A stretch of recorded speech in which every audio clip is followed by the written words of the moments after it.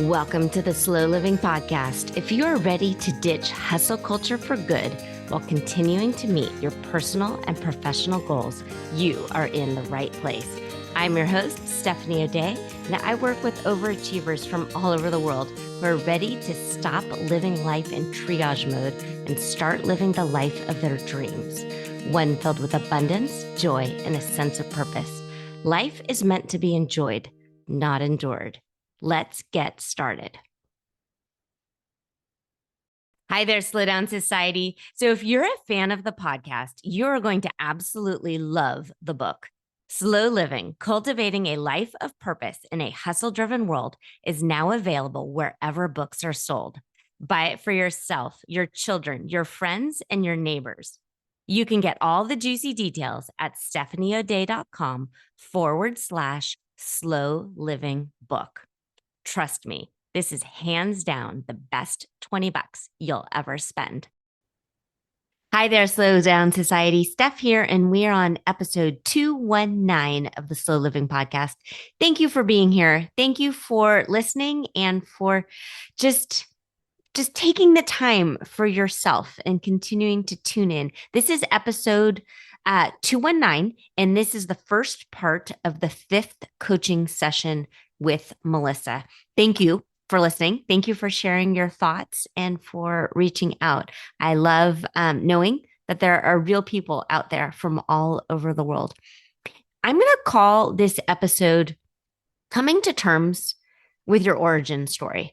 A big part of slow living is acknowledging where you are and being okay with it, and then deciding on purpose how to get from where you are to wherever it is you want to go. And so we do that in many different ways. I know that I repeat myself quite often through these coaching calls and then also through all of the previous episodes, but it really is coming to terms. And so Melessa is actually writing her story. And because of that, she really has to unravel a lot of things. She's got some darkness in her family that she's shining light on, and she wants to write about that. She shares these stories with her own children. And then she talks about coming to terms with them in her own life. And that's something that I really want you to do also. Nothing gets fixed if it's always in the shadows. And I want you to shine a light. And maybe at times you had to box up some emotions and some thoughts and some feelings and some things that have happened to you and boxed them up and just put them on a shelf and didn't want to worry about them.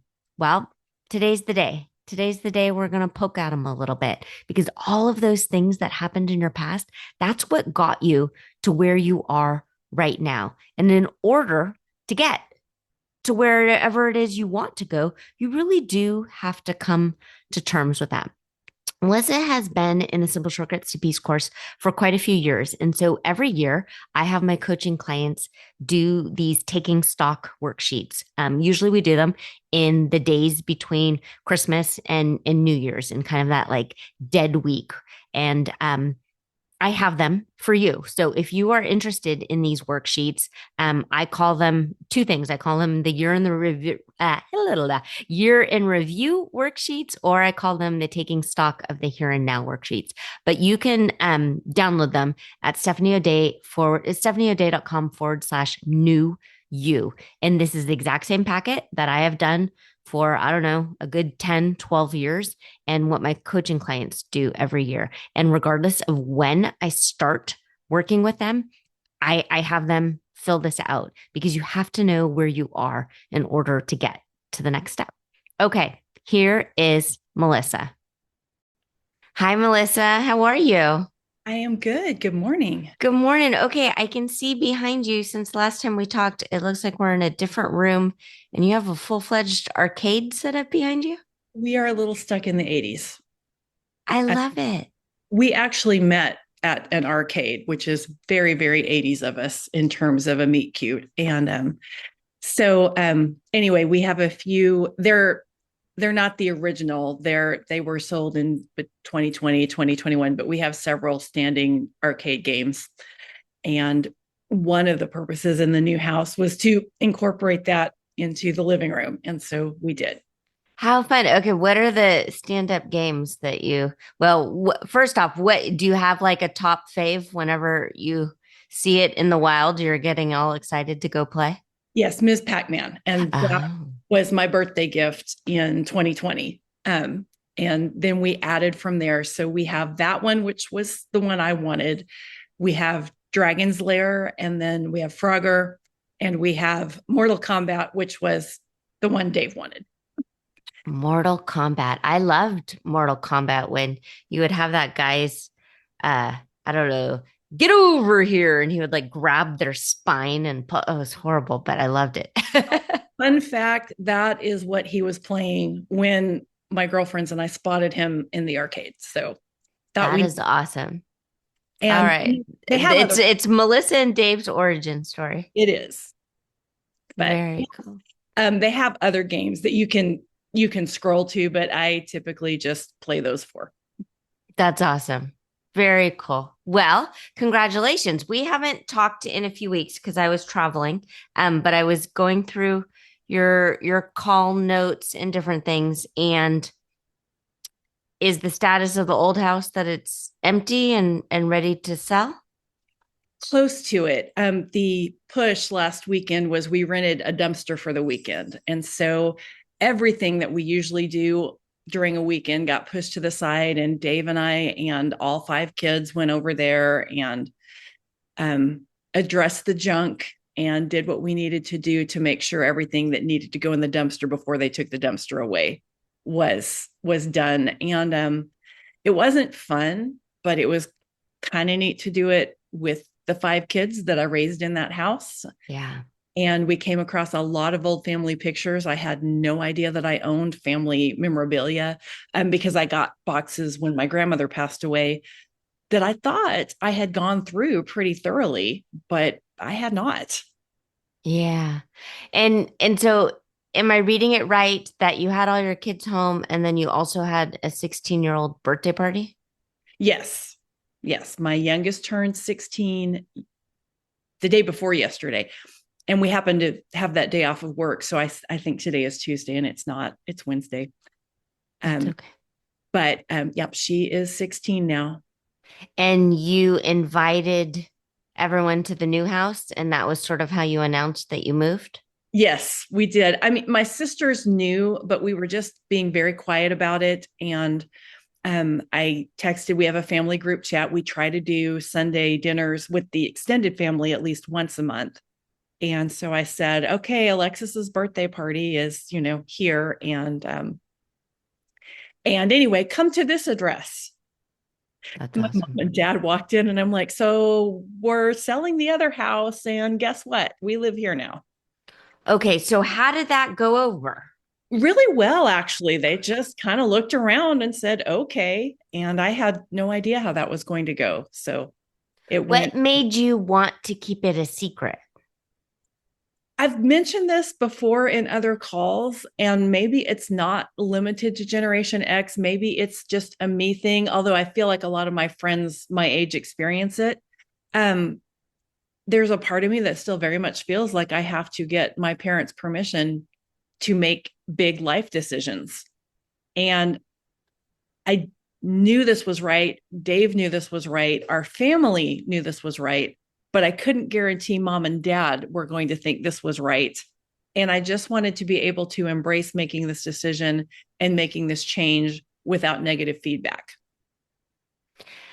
What do you feel? So the word that pops in my brain is justified because it worked.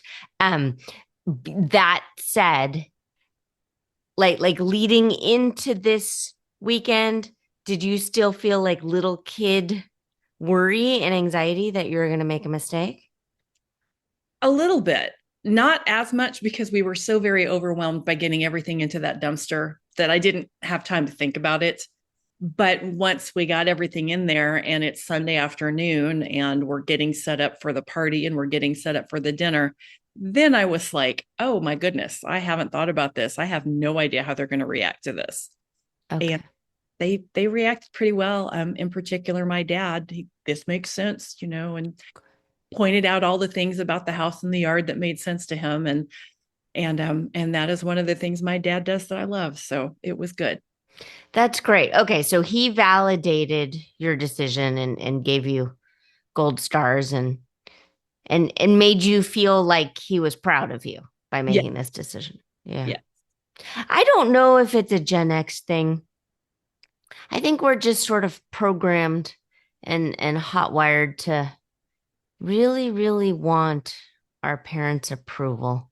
Um, and some parents willingly give it, and others it's like pulling teeth. Um, yeah, that's interesting that you brought that up. I'll have to think about that a little more, but I'm really thrilled that it worked out for you.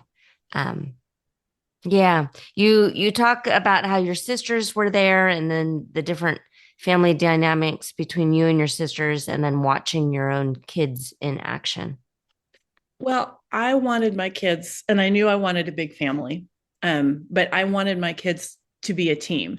And they spent a lot of time over the weekend joking about fights that they had and things that they did that I never knew anything about, which I think is true of all parents. But in general, they're a team. They used to refer to themselves as the Sib Squad when they were younger. And I wanted that for them because um, I always felt like my sisters and we were each 5 years apart. I'm 5 years older than my next sibling, and then almost 11 years older than my younger sibling. But I feel like it was very common among my mom's generation to kind of encourage competitiveness. And I'm a non competitive person, so I don't thrive very well in that environment at all. And so I feel like we had to become adults before we really got to know each other, and kind of always felt like, well, we didn't get to be the Sib Squad that my kids got to be, and that their kids, I have noticed, are as well, my nieces and nephews. And so the three of us were sitting, it was an unseasonably wonderful Oklahoma evening, which we usually don't get in early August. And so we were all sitting out on my new back patio, and it was the three of us. And it's not the first time I've felt that kinship between us, but it was just nice. Like there was no pretense or there was nothing going on under the surface. We were just the three of us sitting together, enjoying the new house, enjoying the new backyard, and I hope we get more of that. I think you will. I really think you will. You've done so much. I mean, we've only worked together for 5 weeks. This is our fifth call, but leading into it, it manifestation and oh, you did this, Melissa, and you manifested this kind of uh sounds fake and phony, and the skeptic in me is like, well, there's no way.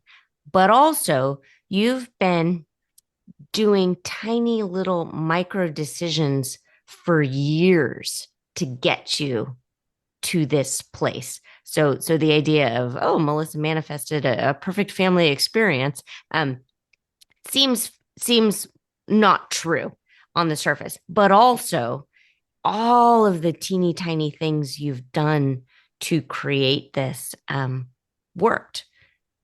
And that's got to be very gratifying. It's funny. I was checking Facebook memories as I do, and I try to save my photos now because who knows, that could go away. And um, apparently 4 years ago, I posted a meme, and it was some quote from someone else about, hey, my home's always open. There's always this in the refrigerator. There's always snacks in the pantry.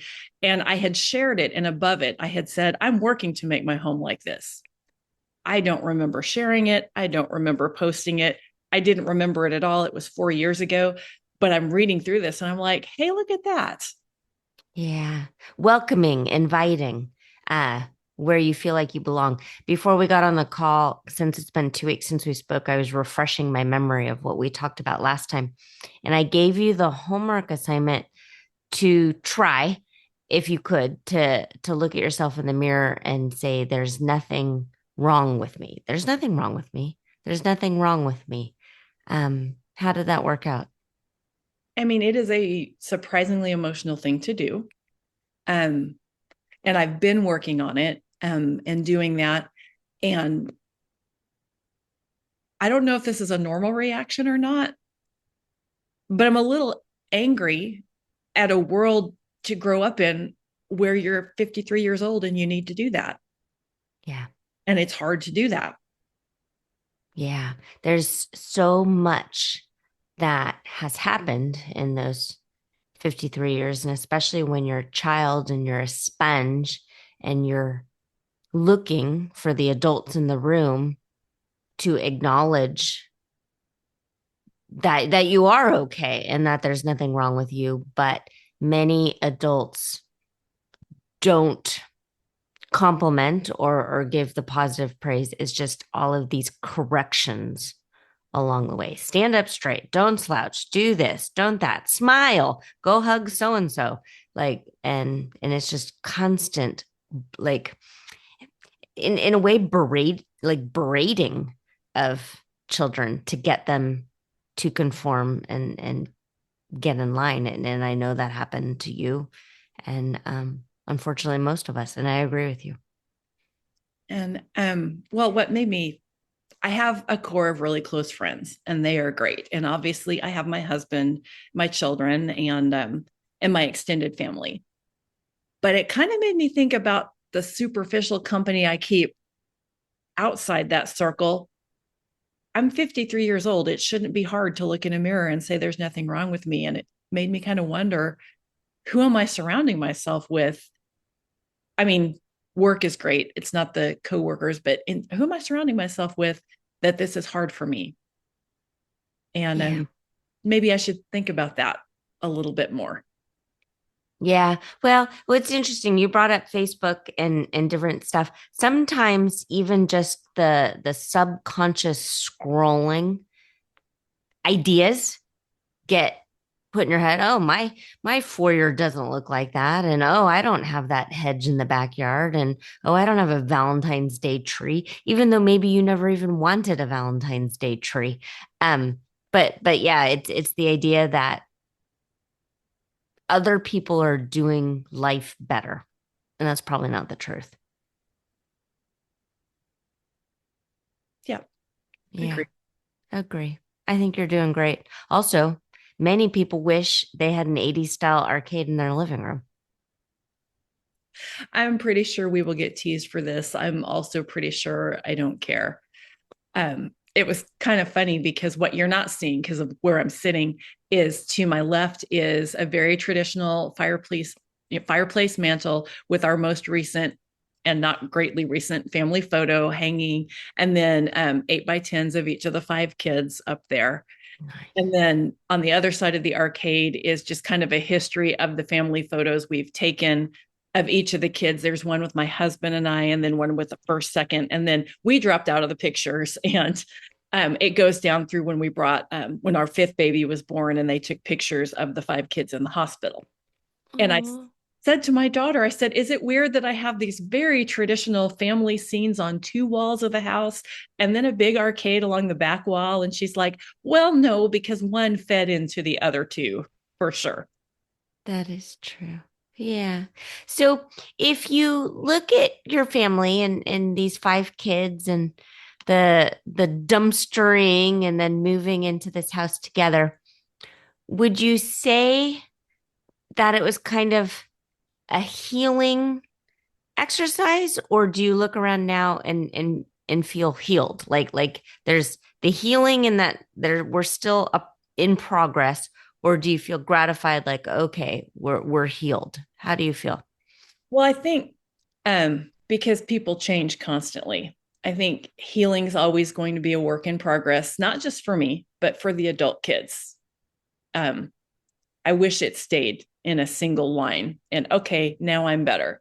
But I've had enough therapy to know that's not how healing works. Mm-hmm.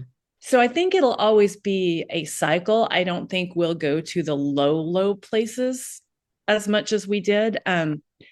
And what was interesting is, again, these boxes of pictures that I had from my grandmother that I thought I knew the contents. It was interesting to kind of, as we were going through it and trying to be fast because we've got the air conditioning turned way up at the other house because we're still paying electric bills until we sell it. And so we're kind of steamy and we're kind of unhappy. And it's, we like this house better. We don't want to be over there. But I'm showing these pictures to the kids and the stories that go behind these pictures. And I think, and to me, they're just the things that happened. And sometimes I forget, if I know a thing and experienced a thing, it doesn't mean my children know and experience the same thing. So I'm telling them these family stories that they didn't know, like they're normal. And my kids are like, wow, mom, that's kind of crazy. That's kind of, that's not okay, or that's funny. And I think they saw a lot more just from, oh, quick, look at this picture, what shaped me, because I know I definitely saw, oh, that's why I do that. That's why I think that. And most of it was very, very joyful. I mean, finding these old pictures. I've touched on it a little bit. I was very active as a teenager in the International Order of Rainbow for Girls. I was a Rainbow Girl. My fourth child, my 21-year-old, is the past Grand Worthy Advisor, past state president of Rainbow rather recently. And I was the mother advisor for our local group for 12 years. My great grandmother always told me she was a Rainbow Girl. And Rainbow was founded in McAlester, Oklahoma, which she grew up in Colgate, Oklahoma, which is near-ish to McAlester. She told me that. We weren't super close growing up, but she told me that. And when she passed, I searched and searched her house as we cleaned it out and never found evidence of that. And it's not that I disbelieved her, but I knew if she had been, it had to have been fairly close to the founding of the organization, because it started in 1922 and my grandmother was born in 1927. So her membership had to have been on the early side of its founding and relatively short. And there's a book that we use to open and close our meetings and to hold initiations. And I found hers in the box.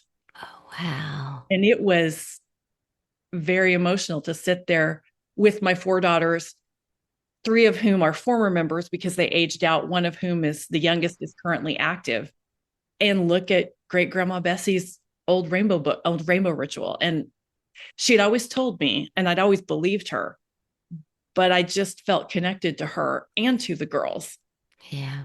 in a way that we haven't before. And so it was, and with that was her teenage year scrapbook with those little photo booth strips of her and her girlfriends, both in McAlester and in Oklahoma City, which tracks because that's at about the time they moved from one place to the other in my family. And it was very emotional. I didn't mean to go off on that tangent, but it was emotional. So I don't think it is a tangent because you wrote, well, you're kind of beating yourself up a little bit, in that you really want to write more and make progress on the book, but obviously you're moving and life happened and you had a birthday party and all this wonderful things. But it sounds like you're continuing to pull together this kind of family archive in all things that you do.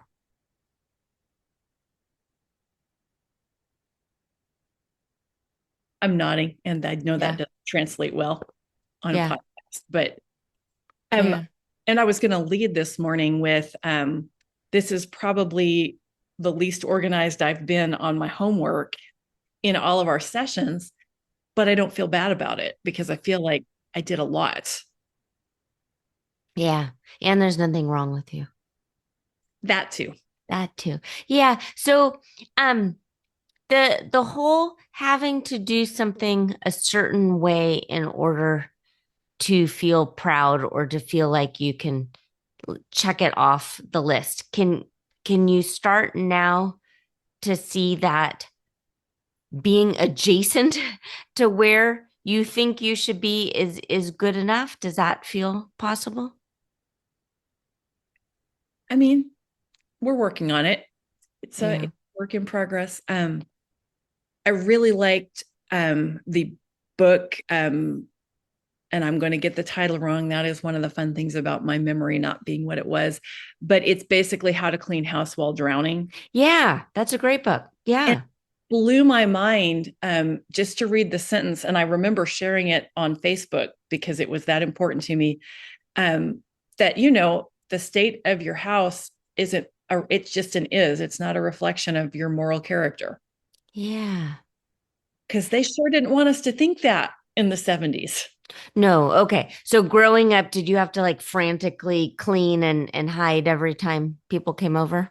Yes. And again, fairly sure since I'm neurodivergent, that was something that at a minimum my mother struggled with, and I think my father too Hmm. would never suggest that to them. They would reject that um, out of hand.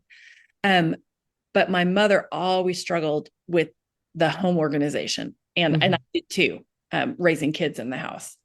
And it was just always a really big source of shame. We couldn't have people in the house. And then when we had no choice but to have people in the house, it was, 2 or 3 days of frantic cleaning. Um, and I always felt that reflected badly. And I mean, the kids in the neighborhood, that was the thing I got picked on for, was having a house nobody could go in. And um, so, I'm sensitive about that. I was sensitive. Yeah. Well, I think there's a difference between clutter and everyday living and then like filth and and and knowing the difference between that. Um, and also you're actively trying to create a home right now that is welcoming to all people that come in. So have you been able to bridge that? How do you feel right now? Like the state of your house, can someone pop in right now? Oh, absolutely. And I say with love. Also, we just moved in and it's easy to maintain. Although I'm feeling good about it because, of course, we have boxes in the garage, but everything we want from the old house is here. We're not bringing anything else over. And what we've got in the garage, there are places for. Hmm. Finding time in the schedule to get the things into the places is a little bit of a different story, but there are places for. It's not unmanageable. Yeah, it's interesting because you really like history and things, and it at times feels like two competing things. Like you want to keep things and hold on to things because of nostalgia and because of the fact that you're in the midst of a writing project and you want your kids to know these stories, but also the desire to be somewhat more minimal than you used to be. Well, I don't. And I remember this once as they got older and we all moved out, my parents were able to hire people to help them keep the home. And I remember moving back after living abroad and needing a place to regroup and get some money together and go on with my adult life. I moved back home. And one of the house cleaners said, there's nothing wrong with your mom and dad. They just have too much stuff and not enough places to put it.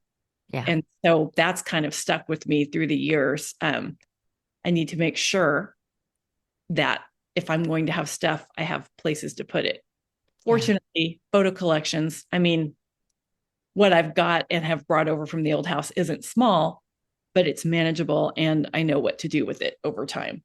Yeah. Good. Um, a bit ago, you said that the house and different aspects of it when you were growing up provoked thoughts and feelings of shame, and shame is just such a loaded word, um, and it definitely does kind of conjure up that thought of, well, there's something wrong with me, and I need to hide this, and I need to hide that, and people who are unashamed, um, we look at times like, wow, they must feel free because they are who they are, warts and all. So there's that aspect with your house. How other how, speak with words, Steph. Um, in what other ways has shame sort of popped up that might make you feel as if you're doing something wrong?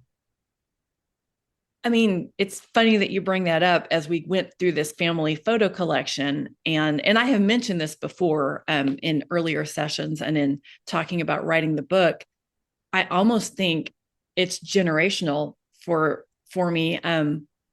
Some of the most awkward pictures in the collection that my daughters and I were going through are pictures of my mom and her adoptive parents, which and then her actual mom, who she thought was her much older cousin, and her two half brothers. and they're posing like it's this family picture. And to my mom and my uncles, they had no idea, and the rest of the family knows. And I just wonder what it was like. My daughters and I talked about this, looking at these photos, what it was like for the adults in that picture to go through knowing, like one of them, my grandmother had recently gotten married, and my mom is in the picture with her adoptive parents, my grandmother's aunt and uncle, and she's still quite a young baby in the picture. And we were like, well, this is the most awkward picture ever. Okay, just because they appeared to be too old to have a baby. Is that what you mean? No, because everybody in that picture except my mom knew that my mom was actually my grandmother's daughter. And we're Okay, all pretending that this, got it. Got that it. everything's normal, that nothing like that ever could have happened in this family. And that is just so much not the worst thing in the world to ever happen in any family. No, it's not. Okay. So just to recap, in case you're tuning in, can you explain the family dynamic quickly? So my grandmother had my mother out of wedlock when she was 18 or 19. I honestly can't remember, but she was a legal adult. And that's important because she was sent to a home for unwed mothers to have my mom, but they couldn't compel her to give my mom up for adoption because she was a legal adult. And my grandmother desperately wanted to see my mom grow up. And Hmm. so the fix was to have my grandmother's aunt and uncle who were unable to have children of their own. And the uncle, he was only 8 years older than my grandmother. So it wasn't so much an age thing, but they adopted my mom. And the boundaries that were placed were that nobody could ever know that my mom was my grandmother's daughter. But in the meantime, my grandmother goes on to marry and have two boys. And my mom's adoptive mother wanted my mom to have a relationship with them, even if it was as second cousins, because she came from a big family herself and wanted my mom to experience siblings without ever knowing they were her siblings. So the family did things together all the time. And the dynamics on the adults in that room must have been so difficult, Yeah. keeping all these secrets. And so I think we were born, my sisters and I feel like, knowing that there were things you just didn't talk about, even though at the time we were born, all of it was out in the open. And we always called my grandmother grandma, and always awkwardly called my mom's adoptive father our grandfather, and he was her uncle, Yeah. which you don't question as a kid. But and then it was all explained to us as we got older. But there was always a sense of things that shouldn't be known are not talked about at this table in this house. And that was never one of the things that shouldn't be known, but the importance of hiding things was still very present on my mom's side of the family. Yeah. Okay. So you were born into sort of this culture where you were in this like cloud of shame.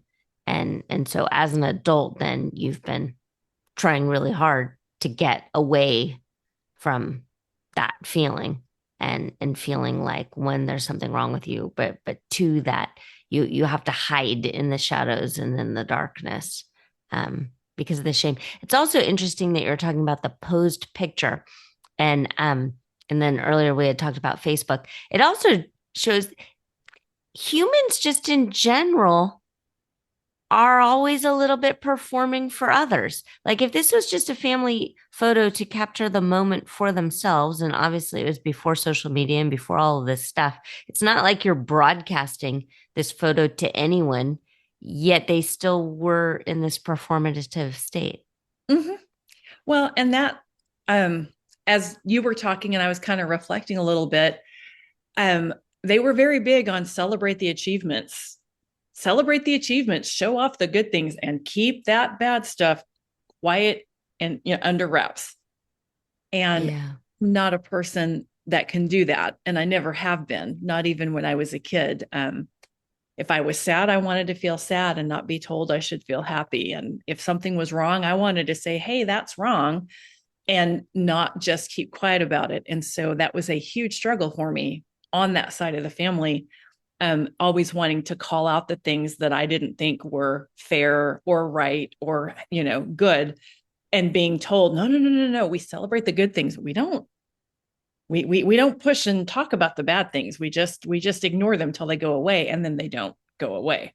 No, they don't. And that's it. So okay, so you have a very good nose for BS and for people faking it. Okay, Slow Down Society. Thank you so much for being here and for listening. That was a really detailed episode, and Melissa shared so much of her family history. And I'm certain that you really can tell how thoughtful she's being and how she's writing this book. And she wants to share these family stories, and she's not scared to shine light on them and to share them for generations to come so they can learn from the past in order to not make those same mistakes in the future. There are a few episodes that I want to drop in here. Episode 12 is called Taking Stock of the Here and Now. The beginning of this episode, I said you can download those worksheets. You can. stephanieodea.com/new you, all one word. Episode 14, Motivation is a Choice. Sometimes we are waiting for someone to tell us to get started or waiting for something inside to give us permission, but motivation is a choice. So episode 14 talks about that. Episode 20 is a different coaching client of mine, Catherine. Real coaching, real clients, Catherine's story.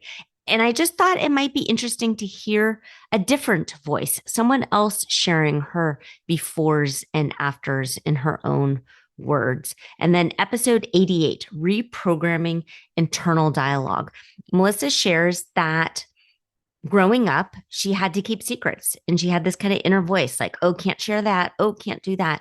And so episode 88, I talk about how to go about reprogramming that internal dialogue.